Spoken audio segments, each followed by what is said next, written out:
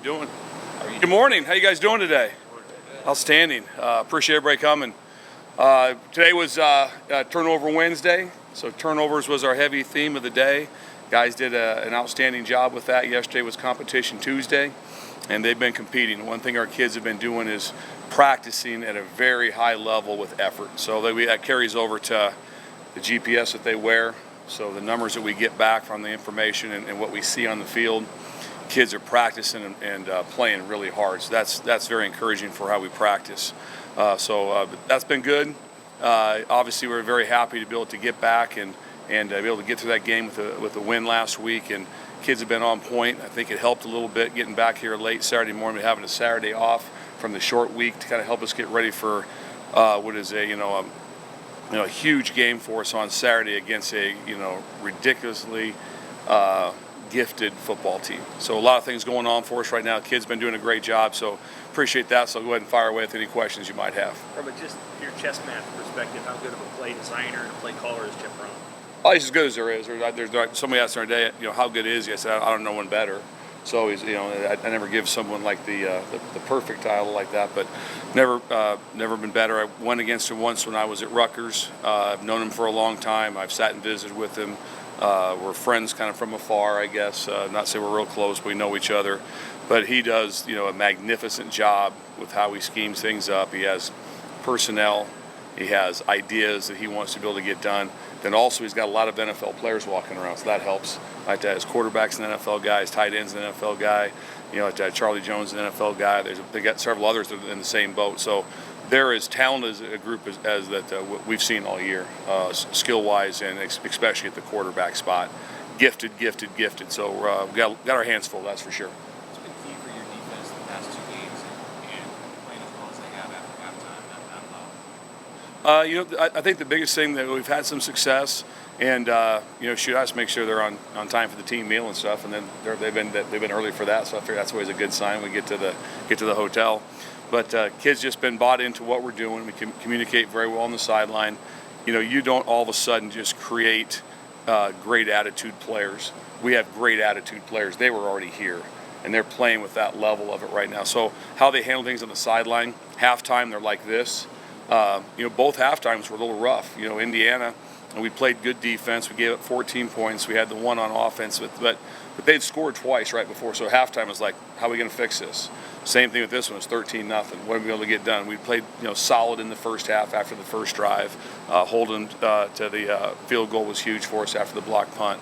But that's all in the kids. I mean, that's just a bunch of guys being real dudes and stepping up and playing hard. Big eyes, big chest, bright-eyed, and that's all on them. So I'm just so proud of them. It's just so much fun to get a chance to coach them. Our staff loves coaching them. Nebraska should be proud of them for just the way they carry themselves. How much is that momentum worth this week when they play as well as they have for 2 weeks in a row, going into this, how you prepare and into the games? That's always a positive. I mean, it's something that's going to always try to swing over in that, because I know they can handle situations that are tough. There's going to be a lot of tough situations in this game. If they'll be able to carry that over with them, it helped them a bunch in preparation. And the mood's always better after wins. I've done this now for 33 or 34 years, and pretty generally, if you win, next week's fun. If you lose, that week's not as much fun. So kind of that carries over. So that part's been good for us. We also know that we're in for a monumental battle at their place with a great crowd, with great players. How are you viewing your quarterback situation with being day-to-day, Tommy Hill playing offense? Are you comfortable, if need be, with more hard sock handling, that type of? Absolutely. Yeah, Coach Fish has done a great job with those guys. Who's ever able to play will be able to go. Love Malcolm, how he fought back, did a lot of good things. They hit a couple balls on him. That's on film. Everybody knows that. But it wasn't like he was in bad coverage. He was in good shape, and they dropped. Sometimes not all passes are defensible. You throw a perfect pass, no matter what coverage you're in, they're going to have a chance to be able to catch the ball. So, but I tell you one thing, for a true freshman, though you didn't see him, didn't give up. And so he's got a lot of fight in him. So Malcolm's the kind of guy that you want to go to war with any day. He's a real dude, and love coaching him. Bill, did you know when you took over as DC from your work with Malcolm, special teams, that he was a guy you immediately thought we might want to elevate this guy? Yeah, I like that from special teams because, by about game 2 or 3, it's like, hey, he's our best gunner on the punt team. Let's get him out there. So he just his value kept adding himself up. We saw the talent. sometimes it takes you a while on a true freshman in certain games to be able to jump into that. Then after you got to know his personality better, then it was like, let's get him out and let's let him go play. And very excited about him. And his matchups obviously are huge this weekend with the amount of skill that they have at wide receiver all the way across the board. They got tremendous players. When Mickey became the head coach, he made a schedule change where he moved the day off to Monday. How's that maybe paid dividends for the players and you guys as coaches to have maybe a little extra time to put the plan in before you start practice? It's been good for us. We get things in with the kids are in here on Sunday. We have Monday off, so we can take a deep breath and really kind of go through things a little bit cleaner for us. It's helped us in the preparation. It's been good for the kids to be able to get done. You don't want to go out there. The biggest problem you can have sometimes if you go out there prepared but maybe not fully prepared. I've been through it enough times where you do things, and the practice is over, then the next day you're like, we're not doing that. So we're working really hard on never going backwards like that. So if we start off early, we'll be very, very basic in what we're doing to make sure we don't have any do-overs like, hey guys, remember that we talked about this, and this? That's out. So that's dumb. If we wasted our time, waste the kids' time and reps on stupid stuff. And sometimes like that, as coaches, you can do stupid stuff. The number of times I came up with something I thought was outstanding on late at night, and the next day you're driving in going, we can't do that. If we do that, they run this, it's a touchdown.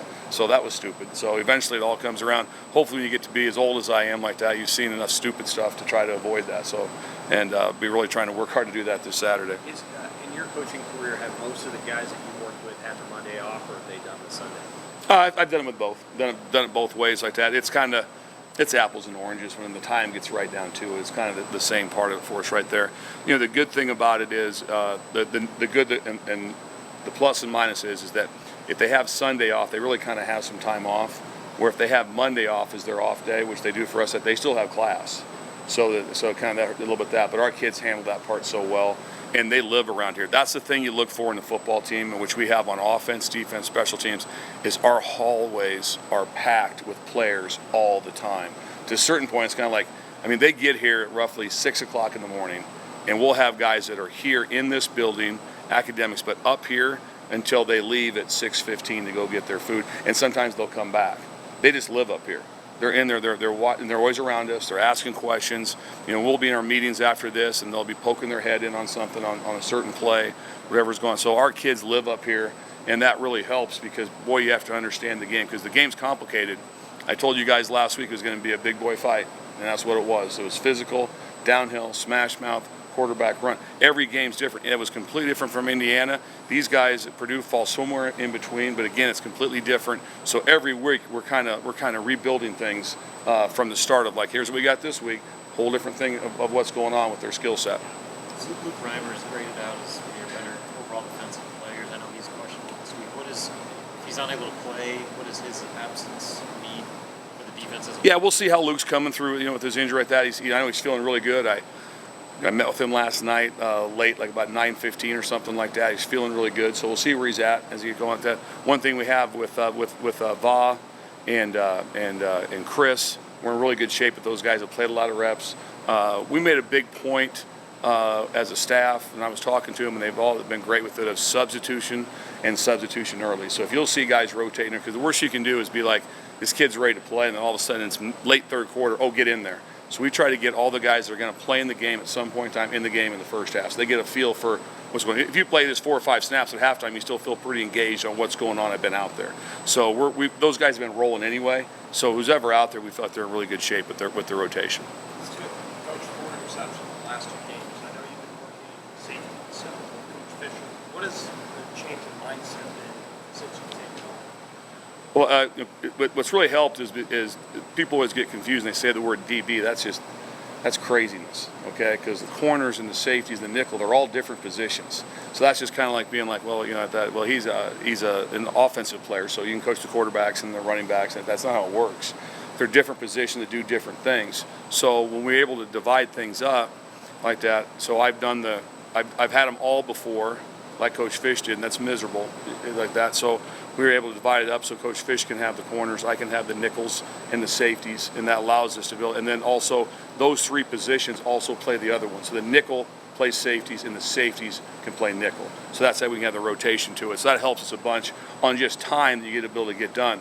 because that is really, really hard, because all of a sudden you're talking about press man coverage, you're working on that, and then what are the safeties doing? What's going on? So we felt we've maximized our staff with how we're divided up. What have you seen out of Miles? Just, Nicky said he started slow this year, but in the last few games he's picked it up. What have you seen of him? Strained to the ball. He's straining better. It's the number one thing that Miles is doing. He's straining better to the football for us. So I like his strain to the football, his football intelligence right there. He's practicing better. The reason he's straining better is because he's practicing better. And we're pushing him really, really hard to strain, to get himself in position to tackle, all those things. That's why he's been playing better. And his antenna's up. He's really dialed into what's going on. He talks back there better. And so he's got himself in better shape that way. That's always room to improve. He's always training to be better. But like where he's at, he made a huge interception. It was a really nice play for us right there that kind of put us in position to win the game. So proud of him for that. Those daily monikers that you use, competition Tuesday, turnover 300, Casey mentioned one of those yesterday. Are those things that you've brought, that were here before you? That was here before me. But it's pretty universal. Yeah. Everyone has them, so yeah. Is it something that you feel like that you emphasize, that you've seen these guys buy into more? Well, you can tell just how fast they are. So far, I think our fastest one is, I think Luke Reimer's our fastest at 22-something miles an hour, like that. And Gifford, we've had some high numbers at that. But you can tell, so if someone says you're fast and your numbers don't say that you're running fast, you can tell. Also, it talks about your how much you exert, your energy that you exert. So that's big to tell who's straining in practice. So if the reps are down, you can still tell if it's limited reps how hard they strain during that rep. And so that's a big plus for us. So there is a correlation to it that does help us. And it's always nice to be like, hey, here's your numbers. It shows me you're practicing really hard like that. Now there's way more to it, but it's a piece that is teachable for everyone that does help us in some fashion like that. And I don't know how else it's going to help us, cover 15 and try to get after 16, those things like that, but it does give us some tools to be able to get done. Hey, with the way the defense has been playing the last 2 weeks, there's been questions about the Blackshirts, about whether or not those will be given back. What's your stance on that? No, we got a great pack of kids playing right now together, and that's they're going to stay just like that. Coach Joseph decides that he wants to be able to give them back, absolutely I'll support him 100%. But right now we got a very good mindset of how we're going to play as a unit, and that's all we're worried about right now, is just being one big unit. Coach, against the passing offenses like to throw the ball a lot of times, those rub routes that leads to defense. What is the challenge as a defensive coordinator against a team that likes to just have a lot of movement? They've got a lot of movement, a lot of motion, so that they're a mesh route team. They've got every concept they have. That's because the quarterback can throw them. Some people are mesh route throwing teams, and the quarterback doesn't have a real strong arm, so they can try to create confusion to get easy throws. Well, this guy can go, obviously, he can go far hash throws. He can go big comebacks to the field. He's got big shots down the field. He's got every single throw. So in the NFL, scouts turn the film on. Do you have this? Yes. Do you have this? Yes. So he has everything. So their concepts that's part of them, like that. But they've got it all. They got shots down the field. They've got mesh routes. They got every concept that you can imagine. They've got it because the quarterback can do it. That's the reason that they can do it. They have receivers. Most places have receivers that can do it. Do they have the guy, the quarterback, and they have it in that guy. So he's really, really good. And Coach Brom's outstanding. The way you mentioned that about the guys playing together, can the Blackshirts, in your experience, bring a false sense of security if you have them? Oh, I don't think that I don't think too much. I think right now you just got a bunch of guys who just love being here. They love playing. They've been playing really hard. I think they'd probably be the first one to say, no, we're not worried about it. There's not one. It's never come up. It's not in conversation for us right there. We just have to be able to keep playing, the way we're playing, and build it to play hard, play physical, play fast, and strain for us right there. They're going to make plays. Like I've told you guys, a bunch of times before, that their play callers, their head coach, and I don't know, he makes a lot of money. So he does a lot of smart things. And so we're worried about just getting ourselves lined up and having a chance to go play really hard and doing it together. And got a great bunch of guys like that. So if I'm the state of Nebraska, I'm really proud of those guys, how hard they're playing, how the whole team's playing. Because there were some tough shots out there. Our quarterback took some shots and got back up. And that team like that in the locker room at Rutgers, just like this. No panic, no big deal. Here's what we got to get done. We're going to go out there. We talked about going out and scoring. Went out and did that. That helped the defense a bunch for us right there. So it's a real team. There's a true team in that locker room. So that's what's fun. When you go into a locker room and everybody's bought in together, that's just a heck of a lot of fun. Thanks, guys. Thank you. Yep.